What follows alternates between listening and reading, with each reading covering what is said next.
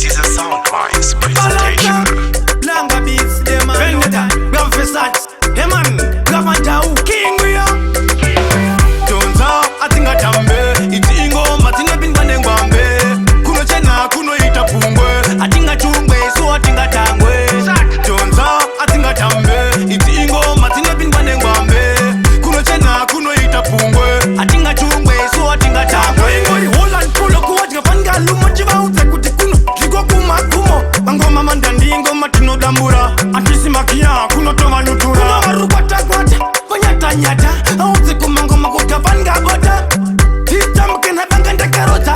Inde ni mandandi isu, atimiga mbota. Tonza, atinga tambe. Iti ingo, matina pingwane ngwambe. Kuno chena, kuno ita pungwe. Atinga chungwe, so atinga tangwe. Tonza, atinga tambe. Iti ingo, matina pingwane ngwambe. Kuno chena, kuno ita pungwe. Atinga chungwe, so atinga tangwe. Tima danzo daga. Bese, vajati taka. Esima kumangoma nge umaka. Ekeni ndande shipaka maka.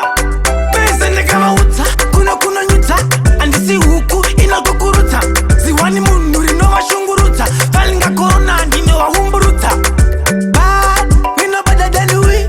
Kutitanguma kutekunga tomili. Mabutu faninga jetili. Bese vanusara mangorisi. Tonza, atinga tambe. Iti ingo, matina pingwane ngwambe. Kuno chena, kuno ita pungwe. Atinga chungwe, so atinga tangwe. Tonza, atinga tambe. Iti ingo, matina pingwane ngwambe. Kuno chena, kuno ita pungwe. Atinga chungwe, so atinga tangwe. Holland, polo, kuwatika panga, lumo, chiva, ute, kuti kuno. Kigo kuma, kumo. Angoma mandandingo, matino dambura. Antisimakia, kuno tova nutura. Kuno warubata, kwata, panyata, nyata. Auzi kumangoma, kutapanga, bota. Titamke na banga ndakarota. Inde ni mandandi isu, atimiga mbota. Tonza, atinga tambe. Iti ingo, matina pingwane ngwambe. Kuno chena, kuno ita pungwe. Atinga chungwe, so atinga tangwe. Tonza, atinga tambe. Iti ingo, matina pingwane ngwambe. Kuno chena, kuno ita pungwe. Atinga chungwe, so atinga tangwe. Tiri fititi, chimwe chipititi. Chimwe chihititi, toisa marikiti.